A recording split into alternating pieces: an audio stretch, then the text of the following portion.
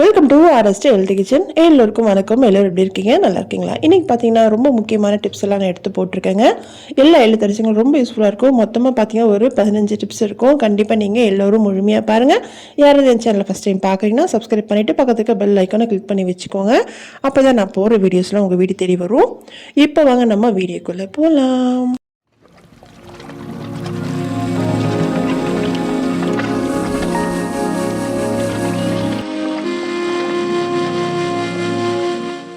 First tip பார்த்தீங்கன்னா, இது மாதிரி நம்ம பருப்பு வேக வைக்கும் போது இது மாதிரி மேலே வந்து நமக்கு நுர வரும் இல்லையா, அதை எடுத்துகிட்டு நம்ம வந்து வேக வச்சோம் போது நமக்கு கால் வலி கை வலி சிலருக்கு வந்து பருப்பு சாப்பிடும் போது கை கால் குடைச்சல் வரும்.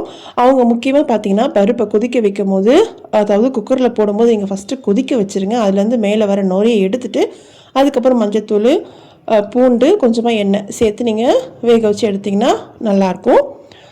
இந்த டிப்ஸ் எல்லாருக்கும் ரொம்ப பிடிக்கும்னு நினைக்கிறேன்.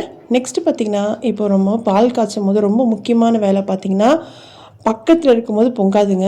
தள்ளி போனால் தான் நமக்கு பொங்கி பொங்கி கீழே வழியும். அதுக்கு நீங்கள் அதாவது பால் பாத்திரத்தில் பால் ஊற்றி வச்ச உடனே இது மாதிரி இரும்பு வடிகட்டியே மேலே வச்சுருங்க. வச்சுட்டு நீங்கள் அதுக்கப்புறம் நீங்கள் சிம்மில் வச்சிங்கன்னா நமக்கு பால் வந்து மேலே பொங்கி வராமல் இருக்கும். அடுப்பு நமக்கு சுத்தமாக இருக்கும். இந்த பால் பொங்குறது தாங்க நமக்கு வந்து பர்னர் வந்து நமக்கு அடைப்பு வந்து அது பிரச்சனையாகுது. நமக்கு ஃப்ளேமும் அதுவும் தீயும் நமக்கு கம்மியாகும் அடுப்பு எரியும் போது. இதுக்கப்புறம் நீங்கள் இது மாதிரி ட்ரை பண்ணி பாருங்கள். முக்கியமாக நீங்கள் வந்து இரும்பு வடிகட்டியை வைங்க. நீங்கள் வந்து பிளாஸ்டிக் வச்சிட போகிறீங்க. இரும்பு வடிகட்டியை வைக்கும் போது நமக்கு மேலே மேலே பொங்கி வராது. நெக்ஸ்ட் டிப் பார்த்தீங்கன்னா, இது மாதிரி அப்பளம் எடுக்கிறதுக்கு வந்து நம்ம தனியாக வந்து இதுக்குன்னு தனியாக ஒரு ஆர்கனைசர் வாங்கணுன்ற அவசியமே இல்லை. நம்ம யூஸ் பண்ணுற இந்த இடுக்கி இருக்கு இல்லையா, அதிலே நம்ம எத்தனை அப்பளம் வேணாலும் நம்ம போட்டு போட்டு எடுத்துடலாம். எவ்வளோ வேணால் போட்டு எடுக்கலாங்க. பாருங்கள், தனித்தனியாகவும் எடுக்கலாம், 2-3ஆகவும் எடுக்கலாம். ரொம்ப யூஸ்ஃபுல்லாக இருக்கும். நெக்ஸ்ட்டு டிப் பார்த்திங்கன்னா, இது மாதிரி பிளாஸ்டிக் மூடி இருந்துச்சுன்னா எடுத்துக்கோங்க. இதை வச்சு நம்ம என்ன பண்ண போகிறோம் பார்த்திங்கன்னா, இது மாதிரி மடிச்சுக்கோங்க. சிலருக்கு பார்த்திங்கன்னா பூண்டு உரிக்கும் போது நமக்கு இந்த நகம் இருக்கு இல்லையா, அந்த நகத்தில் நமக்கு ஒரு மாதிரி வலிக்கும். சிலருக்கு இல்லை, எல்லாருக்குமே அப்படி தான் இருக்கும். அந்த நேரத்தில் நம்ம இந்த மேல் இருக்கிற அந்த பகுதியை வந்து எடுக்கிறதுக்கு இந்த மூடியை வச்சு நம்ம வந்து அதை சுரண்டி எடுக்கலாங்க. இது மாதிரி சுரண்டி எடுத்துகிட்டு நம்ம கையிலே பிரித்தாலே சூப்பராக நமக்கு வந்துடும். கண்டிப்பாக நீங்கள் இது மாதிரி ட்ரை பண்ணி பாருங்கள். நெக்ஸ்ட்டு பார்த்தீங்கன்னா, இதை வச்சு நம்ம இஞ்சி இருக்கு இல்லையா, இஞ்சி கூட நம்ம வந்து நல்லாவே வந்து இஞ்சியோட தோலை நம்ம எடுக்கலாம். ஈஸியாக எடுத்துடலாம். பாருங்கள், எவ்வளோ சின்னதாக இருந்தாலும் சரி, நம்ம வந்து கத்தி வச்சு எடுக்கணும்னு இல்லை, ஸ்பூனும் தேவையில்லை. இந்த பிளாஸ்டிக் மூடி இருந்தாலே போதுங்க. ஈஸியாக நம்ம வந்து தோலை அழகாக எடுத்துடலாம். கண்டிப்பாக நீங்கள் இது மாதிரி ட்ரை பண்ணி பாருங்கள். ட்ரை பண்ணிவிட்டு உங்களுக்கு ஃபீட்பேக் சொல்லுங்கள். இந்த டிப்ஸ் எல்லாம் உங்களுக்கு பிடிச்சிருந்தா ஒரு லைக் போட்டுட்டு பாருங்கள். என்னோடய சேனலையும் சப்ஸ்கிரைப் பண்ணி வச்சுக்கோங்க. அப்போ தான் நான் போகிற வீடியோஸில் உங்களுக்கு வீடு தேடி நோட்டிஃபிகேஷனாக வரும். நெக்ஸ்ட்டு பார்த்திங்கன்னா, இந்த ஸ்டவ் பார்த்திங்கன்னா நம்ம நைட்டு க்ளீன் பண்ணிவிட்டு படுப்போம் இல்லையா, அதுக்கு நம்ம லிக்விட்லாம் யூஸ் பண்ணுவோம். இனிமேல் அதெல்லாம் எதுவுமே தேவையில்லை. நான் எடுத்துருக்கிறது பார்த்திங்கன்னா புளிச்ச இட்லி மாவு தான் எடுத்திருக்கேன். இதில் பார்த்திங்கன்னா ஒரு ஸ்பூனுக்கு வந்து வினிகர் சேர்த்துட்டு நம்ம இந்த அடுப்பில் ஃபுல்லாகவே நம்ம இது மாதிரி தேய்ச்சி விட்டுட்டு அதுக்கப்புறம் நியூஸ் பேப்பர் வச்சு நல்லா தொடச்சி எடுக்கும் போது வந்து நல்லா நமக்கு க்ளீனாகி வரும். அடுப்பு பார்த்திங்கன்னா புதுசு மாதிரியே மின்னுங்க. கண்டிப்பாக நீங்கள் உங்கள் வீட்டில் மாவு வந்து புளிச்ச மாவு மீந்துருச்சுன்னா இது மாதிரி யூஸ் பண்ணி பாருங்கள். இது அடுப்பு ஒட்டுன்னு இல்லைங்க, உங்கள் வீட்டில் இருக்க ஜிங்க்கு, உங்கள் வீட்டில் இருக்க டேப்லாம் இருக்கு இல்லையா, சில்வர் டேப்பு, அதிலெல்லாம் கூட நீங்கள் இந்த மாவு சேர்த்து நல்லா தேய்ச்சி எடுக்கும் போது நல்ல ஒரு ஷைனிங் கிடைக்கும். கண்டிப்பாக புளிச்ச மாவு வந்துச்சுன்னா இனிமேல் தூக்கி போடாதீங்க. இது மாதிரி நீங்கள் க்ளீனிங் பர்பஸ்க்கு யூஸ் பண்ணி பாருங்கள். சூப்பராக நமக்கு க்ளீன் ஆகும். பாருங்கள், ஃபஸ்ட்டு வந்து அடுப்பு எப்படி இருந்துச்சு, நம்ம பார்த்திங்கன்னா இப்போது சூப்பராக நமக்கு க்ளீன் பண்ணி எடுத்துட்டோம். இப்போ வாங்க நெக்ஸ்ட் ஸ்டெப் போவோம். நெக்ஸ்ட் ஸ்டெப் பார்த்திங்கன்னா, இது மாதிரி உருளைக்கிழங்கு வாங்கும் போது ரொம்ப நாள் ஆகிடுச்சா நமக்கு இதுலேருந்து ஒரு முளை மாதிரி நமக்கு அப்படியே நமக்கு வந்து முளைச்சிரும். அது மாதிரி இருந்துச்சுன்னா உருளைக்கிழங்கு அது மாதிரி இருக்கும்போது சாப்பிடக்கூடாதுங்க, உடம்புக்கு கெடுதி. அதனால் நீங்கள் இது மாதிரி உருளைக்கிழங்கு கொஞ்சம் அதிகமாக வாங்கிட்டீங்க அப்படின்னும் போது இது கூடயே கொஞ்சம் பூண்டையும் போட்டு வைங்க. இது மாதிரி பூண்டு போட்டு வைக்கும்போது என்ன ஆகும்னா நமக்கு வந்து அந்த உருளைக்கிழங்குல முளைச்சி வரும் இல்லையா, அது மாதிரிலாம் எதுவுமே முளைச்சி வராது. எப்பவுமே உருளைக்கிழங்கு சீக்கிரமாக காலி பண்ணிவிடுங்க. நெக்ஸ்ட் டிப் பார்த்திங்கன்னா, இது மாதிரி தக்காளி வந்து சில டைமில் பார்த்திங்கன்னா தக்காளி விலை கொஞ்சம் கம்மியாக இருக்கும். அப்போ நம்ம அதிகமாக வாங்கி வச்சுருவோம் இல்லையா, அந்த நேரத்தில் நம்ம தக்காளி இது மாதிரி வாங்கும் போது இது மாதிரி நீங்கள் எல்லா தக்காளியுமே கவுத்து இது மாதிரி வைங்க. இது மாதிரி வைக்கும்போது என்ன ஆகும்னா நமக்கு தக்காளி கெட்டு போகாமல் இருக்கும். முக்கியமாக அந்த முனையில் கொஞ்சமாக நீங்கள் யூஸ் பண்ணுற குக்கிங் ஆயில் தடவிட்டு கூட நீங்கள் வைக்கலாம். அதிக குவான்டிட்டியில் நீங்கள் வாங்கிட்டீங்கும் போது அது மாதிரி நீங்கள் ட்ரை பண்ணி பாருங்கள். இது ரொம்ப யூஸ்ஃபுல்லாக இருக்கும்னு நினைக்கிறேன். நெக்ஸ்ட் டிப் பார்த்திங்கன்னா, இது மாதிரி தேங்காய் நம்ம உடச்சிட்டு பாதி யூஸ் பண்ணிவிட்டு பாதி வந்து வச்சுருப்போம். அது ஃப்ரிட்ஜில் வைக்கும்போது ரொம்ப நாள் ஆச்சுன்னா ஒரு மாதிரி நமக்கு கெட்டு போயிடும் இல்லையா. அதுக்கு நீங்கள் ஃப்ரிட்ஜில் வைக்கிறதுக்கு முன்னாடி கொஞ்சமாக உப்பு இது மாதிரி எடுத்து நல்லா அப்ளை பண்ணிக்கோங்க. எல்லா பக்கமும் நல்லா அதை தடவிட்டு அதுக்கப்புறம் நீங்கள் ஒரு கவரோ இல்லைன்னா ஏதோ ஒரு பிளாஸ்டிக் டப்பாவில் போட்டு வைக்கும் போது நமக்கு கெட்டு போகாமல் இருக்கும். ஒரு 2 நாளைக்கு நல்லாயிருக்கும். ரொம்ப நாள் வச்சு யூஸ் பண்ணாதீங்க. எப்போவுமே ஃப்ரிட்ஜில் ரொம்ப நாள் வச்சு எந்த ஒரு பொருளுமே யூஸ் பண்ணாதீங்க. நெக்ஸ்ட் ஸ்டெப் பார்த்திங்கன்னா, இது மாதிரி நம்ம எண்ணெய் வந்து செக்கில் ஆட்டின எண்ணெய் தான் நான் வாங்குகிறேன். இது மாதிரி வாங்கும்போது என்ன ஆகுன்னா, கொஞ்ச நாள் போச்சுன்னா ஒரு மாதிரி நமக்கு அந்த ஸ்மெல் வரும். அதாவது எண்ணெய் ரொம்ப நாளாக இருக்குது அப்படின்னும் போது ஒரு மாதிரி ஜிகுன்ட்டு ஒரு மாதிரி ஸ்மெல் வரும். அதுக்கு இது மாதிரி ஒரு 4-5 மிளகை அந்த எண்ணெயில் போட்டு வைங்க. இது மாதிரி போட்டு வைக்கும்போது என்ன ஆகும்னா நமக்கு ஒரு நல்ல ஸ்மெல்லு, அதாவது அதோட ஒரிஜினல் ஸ்மெல்லு அப்படியே இருக்கும். அது எப்பவுமே போகாது. கண்டிப்பாக இது மாதிரி ட்ரை பண்ணி பாருங்கள். ட்ரை பண்ணிவிட்டு உங்களுக்கு ஃபீட்பேக் எனக்கு சொல்லுங்கள். உங்கள் வீட்டில் நீங்கள் செக் எண்ணெய் தான் வாங்குறீங்களா இல்லைன்னா வந்து பேக்கெட்டில் வர எண்ணெய் வாங்குறீங்களான்றது எனக்கும் சொல்லுங்கள் கமெண்ட் செக்ஷனில். நெக்ஸ்ட் டிப் பார்த்திங்கன்னா, இது மாதிரி நம்ம சில்வர் டப்பா வச்சுருப்போம். இது பார்த்திங்கன்னா ரொம்ப நாள் ஆச்சு நம்ம க்ளீன் பண்ணாமல் வச்சுருந்தோன்னா இது மேல் மூடியில் பார்த்திங்கன்னா இது மாதிரி நமக்கு அழுக்கு செஞ்சிடும். அழுக்குன்னும் போது என்னென்னா இந்த மாதிரி ஜிகின்ட்டு மாதிரி சேர்ந்துடும்.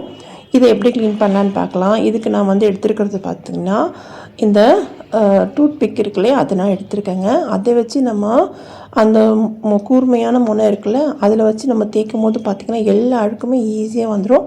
அதுக்கப்புறம் ஒரு டிஷ்யூ பேப்பரோ இல்லைன்னா ஒரு துணியை வச்சு தொடச்சி எடுக்கும் போது அங்கே இருக்க அழுக்கெல்லாம் வந்துடுங்க. கண்டிப்பாக நீங்கள் இது மாதிரி ட்ரை பண்ணி பாருங்கள். நெக்ஸ்ட்டு பார்த்திங்கன்னா, ரொம்ப டைட்டான இது மாதிரி பாக்ஸ் எல்லாம் இருக்கு இல்லையா, இது மாதிரி சில்வர் டப்பாலாம் அது மூடி திறக்கிறதுக்கு ரொம்ப கஷ்டமாக இருக்கும். அதுக்கு ஒரு ஐடியா இருக்குது. அதாவது கொஞ்சமாக நம்ம வீட்டில் இருக்க வேக்சின் எடுத்துக்கோங்க. எடுத்துகிட்டு இந்த வாய் பகுதி இருக்கு இல்லையா அதில் வந்து நம்ம அப்ளை பண்ணிக்கலாம். இது மாதிரி அப்ளை பண்ணிவிட்டு அதுக்கப்புறம் நம்ம க்ளோஸ் பண்ணி ஓப்பன் பண்ணும்போது ரொம்ப ஈஸியாக இருக்கும். திறக்கிறதுக்கும் சரி மூடுறதுக்கும் ரொம்ப ஈஸியாக இருக்கும். சில டைம் வந்து நமக்கு வந்து ரொம்ப லூஸாக இருக்கும். அந்த நேரத்தில் அங்கே ஒரு ரப்பர் பேண்ட் போட்டுட்டு நீங்கள் மூடி எடுக்கும்போது நல்லாவும் டைட்டாகவும் கிடைக்குங்க. ரொம்ப டைட்டாக இருக்கும்போது கொஞ்சமாக வேக்சின் சேர்த்துக்கோங்க. லூஸாக இருக்கும்போது நீங்கள் ரப்பர் பேண்ட் போட்டு மூடி எடுக்கும்போது நல்ல ஒரு டைட்னஸ் கிடைக்கும். கண்டிப்பாக இந்த டிப் உங்களுக்கு பிடிச்சிருக்குன்னு நினைக்கிறேன். நெக்ஸ்ட் டிப் போகலாம். நெக்ஸ்ட் டிப் பார்த்திங்கன்னா, நம்ம இது மாதிரி சிக்கன் வாங்கும்போது இது மாதிரி 1/4 பீஸ் தான் நம்ம ரொம்பவும் வந்து பசங்க விரும்பி சாப்பிடுவாங்க. இது பார்த்திங்கன்னா இது மாதிரி வாங்கினீங்கன்னா இதை எல்லா பக்கமும் 2 பக்கமும் வந்து கத்தியால் நல்ல ஒரு கீறல் போட்டுட்டு நீங்கள் அதுக்கப்புறம் மசாலாவோ இல்லைனா வந்து பிரியாணிக்கோ இல்லைனா வந்து குழம்புக்கோ போடும்போது உள்ளெலாம் நல்லா இறங்கி நமக்கு அந்த சிக்கனோட தொடை வந்து நல்லாயிருக்கும். நீங்கள் இது பண்ணாமல் போட்டிங்கன்னா நமக்கு உள்ளே வந்து மசாலாலாம் இறங்காது. இனிமேல் வாங்கினீங்கன்னா இது மாதிரி 2 இந்த பக்கமும் அந்த பக்கம் ஒரு கத்தியில் ஒரு கீரல் போட்டுட்டு அதுக்கப்புறம் நீங்கள் யூஸ் பண்ணி பாருங்கள். நல்லா டேஸ்ட்டாகவும் இருக்கும். உள்ளெல்லாம் மசாலா நமக்கு நல்லா இறங்கியிருக்கும். கண்டிப்பாக நீங்கள் ட்ரை பண்ணி பாருங்கள். நான் ஒரு கீரல் போட்டிருக்கேன், நீங்கள் 2-3 கீரல்களும் போட்டுக்கலாம். இப்போ வாங்க நம்ம நெக்ஸ்ட் ஸ்டெப் போவோம். நெக்ஸ்ட் ஸ்டெப் பார்த்திங்கன்னா, நான் வந்து ஒரு பாத்திரத்தில் ஓரளவுக்கு நான் சூடான தண்ணி எடுத்திருக்கேன். இது எதுக்குன்னு பார்த்திங்கன்னா, நம்ம லிக்விட் வாங்குவோம் இல்லையா, இது பார்த்திங்கன்னா நான் வாங்கியிருக்கிறது வந்து ஏரியில் வந்து 4 லிட்டர் லிக்விட் வாங்கினா பேகுங்க. இது மாதிரி பேக்லாம் வந்துச்சுன்னா தூக்கி போடாதீங்க. இது பார்த்திங்கன்னா நமக்கு ஒரு ஹாட் பேக் மாதிரி நம்ம யூஸ் பண்ணலாம். இதை பார்த்திங்கன்னா லிக்விடில் நான் வந்து யூஸ் பண்ணிவிட்டு இதை நல்லா வாஷ் பண்ணி எடுத்திருக்கேன். இதில் நான் வந்து கொஞ்சமாக வெதுன்னு தண்ணி நான் சேர்த்துக்கிறேங்க. நீங்கள் நல்லா சூடாகவும் சேர்த்துக்கலாம். சேர்த்துட்டு அதை முக்கால்வாசி சேர்த்துக்கோங்க. சேர்த்துட்டு அந்த மூடியை நல்லா மூடிக்கோங்க. இதை பார்த்திங்கன்னா நம்ம உள்ளங்கால் வலி இருக்கு இல்லையா, சிலருக்கு உள்ளங்கால் வந்து வலி இருக்கும், பாத வலி இருக்கும். அவங்கெல்லாம் வந்து இது மாதிரி இதை வந்து ஒரு ஹாட் பேக் மாதிரி நம்ம யூஸ் பண்ணலாம். நம்ம காலுக்கு ஒரு நல்ல ஒரு மசாஜ் கொடுக்கும். இது பார்த்திங்கன்னா ஸ்ட்ரெயிட்டாக வச்சிங்கன்னா ரொம்ப சுடுதுங்க. அதனால ஒரு சின்னதாக ஒரு டவல் போட்டுட்டு அதுக்கு மேலே உங்கள் கால் வச்சு நீங்கள் நல்ல ஒரு மசாஜ் கொடுக்கும்போது நல்லாவும் நமக்கு இதமாக இருக்கும். கால் வலியும் நமக்கு கேட்கும். இது பார்த்திங்கன்னா நீங்கள் முதுகு வலி, கை வலி, இடுப்பு வலிக்கெலாம் நம்ம வந்து மேலே ஒரு டவல் போட்டுட்டு இதை அப்படியே நம்ம படுத்துட்டு நம்ம டவல் போட்டு இதில் மேலே எடுத்து வைக்கும் போது நல்ல ஒரு ஹீட் நமக்கு அதில் கொடுக்கும், நமக்கு வலியும் நல்லா கேட்குங்க. இனிமேல் இது மாதிரி நீங்கள் வாங்குனீங்க அப்படின்னும் போது இதெல்லாம் தூக்கி போடாதீங்க. இதை வந்து நம்ம இது மாதிரி யூஸ் பண்ணிக்கலாம்.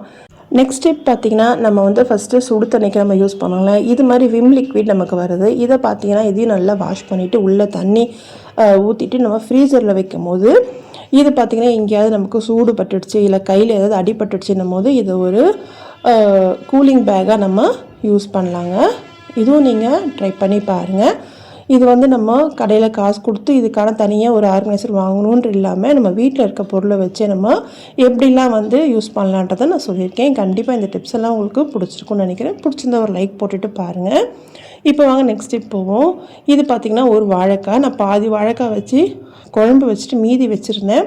இதை நீங்கள் அப்படியே வைக்காதீங்க. இது மாதிரி நம்ம தண்ணி பாட்டிலுக்கு நம்ம மூடி யூஸ் பண்ணுவோம் இல்லையா, தண்ணி கேன் வருது பாருங்கள், அந்த மூடியை இது மாதிரி மூடிட்டு நம்ம வைக்கும் போது அது வந்து அந்த இடத்துல நமக்கு கருமையாகாது. இது கரெக்டாக ஃபிட் ஆகி நிற்கும். நீங்கள் இப்படியே நீங்கள் வைக்கலாம். அதாவது கழுண்டெல்லாம் இது விழாது. கண்டிப்பாக இந்த டிப்பு உங்களுக்கு பிடிச்சிருக்கும்னு நினைக்கிறேன். நெக்ஸ்ட் டிப் பார்த்திங்கன்னா, நம்ம வந்து கிச்சனில் இருக்கும் போது பாட்டு கேட்குறதுக்கோ இல்லைனா ஏதாவது வீடியோ பார்த்து குக்கிங் பண்ணுறதுக்கு வந்து ஃபோன் ஸ்டாண்ட் இல்லைன்னு நினச்சி நீங்கள் கவலைப்படாதீங்க. இனிமேல் இந்த ஃப்ளக்கு 3 ஃப்ளக் இருக்கு இல்லையா, இது மாதிரி இருந்துச்சு அப்படின்னா நீங்கள் அதை வச்சு நீங்கள் ஒரு ஸ்டாண்டாகவே நம்ம யூஸ் பண்ணலாம். இது பார்த்திங்கன்னா நல்லாவே வந்து கம்ஃபர்டபுளாக அப்படியே நிற்கும். எங்கே வேணால் நம்ம வச்சுக்கலாம், ஷெல்ஃபில் வச்சுக்கலாம், எப்படி வேணால் திருப்பலாம். ரொம்ப ஈஸியாக இருக்கும். கண்டிப்பாக நீங்கள் இதை ட்ரை பண்ணி பாருங்கள். அவ்வளோதாங்க. இன்றைக்கி பார்த்து இந்த டிப்ஸ் எல்லாம் உங்களுக்கு பிடிச்சிருக்குன்னு நினைக்கிறேன். பிடிச்சிருந்தா என்னோட சேனலை சப்ஸ்கிரைப் பண்ணிக்கோங்க. மறக்காம RST ஹெல்த் கிச்சனை சப்போர்ட் பண்ணுங்கள். உங்கள் ஃப்ரெண்ட்ஸ் அண்ட் ஃபேமிலிக்கும் ஷேர் பண்ணுங்கள். இன்னொரு நல்ல வீடியோவில் பார்க்கலாம். தேங்க்ஸ் ஃபார் வாட்சிங்.